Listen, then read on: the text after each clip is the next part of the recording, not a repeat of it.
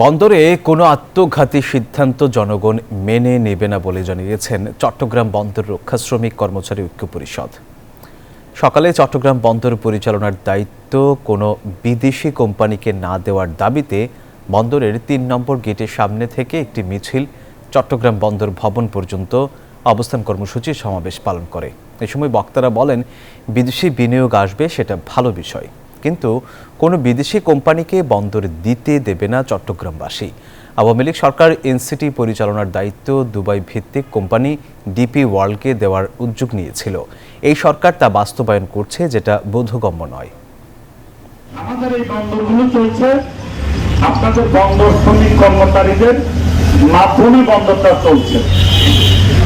এখন ষড়যন্ত্র করা হচ্ছে, এটা কেন আমরা বিদেশি বিনিয়োগ করতে যাবো? এখানে তো অলরেডি বাংলাদেশের বিনিয়োগ হয়ে গেছে।